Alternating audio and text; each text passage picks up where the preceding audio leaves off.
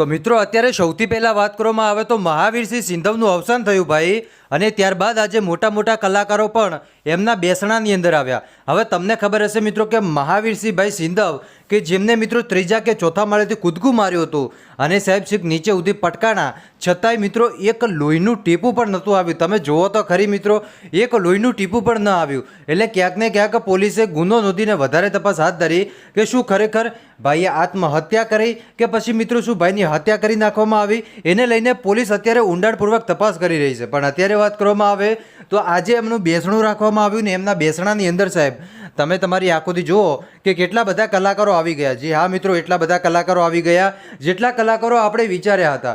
તમે જુઓ મિત્રો, દેવાજભાઈ ખવડથી લઈ કીર્તિદાન ગઢવીથી લઈ ગીતાબેન રબારીથી લઈને બહુ મોટા મોટા કલાકારો મિત્રો શ્રદ્ધાંજલિ આપવા માટે આવ્યા. એટલું જ નહીં પરંતુ ભાઈનું નામ પણ તમે સાંભળ્યું હશે.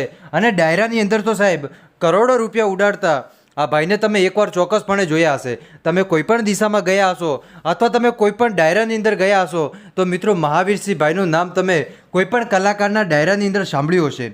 હવે મિત્રો એ જ કલાકારની અંદર ક્યાંક ને ક્યાંક તમે બેસણું જુઓ ને આ બેસણાની અંદર સાહેબ આજુબાજુના લોકો આવ્યા, ગામો ગામથી લોકો આવ્યા. એટલું જ નહીં પરંતુ બીજા પણ લોકો આવ્યા, દૂર દૂરથી લોકો આવ્યા હતા. એટલું જ નહીં કે ખાલી ગામો ગામથી આવ્યા, બીજા અન્ય લોકો પણ ઘણા બધા આવ્યા હતા. અને ત્યારબાદ શ્રદ્ધાંજલિ પણ આપી હતી. કેમ કે તમને ખબર હશે કે ભાઈનું અચાનક નિધન થઈ ગયું.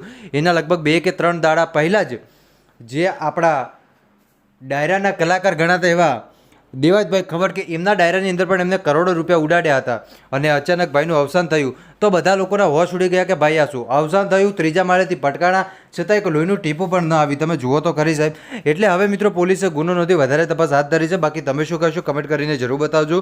મળીશું આપણે નવા વિડીયોમાં નવા ટોપિક સાથે. ત્યાં સુધી બધાને જય માતાજી, જય દ્વારકાધીશ. આગળ પણ આવવાનો સપોર્ટ કરતા રહેજો. ધન્યવાદ.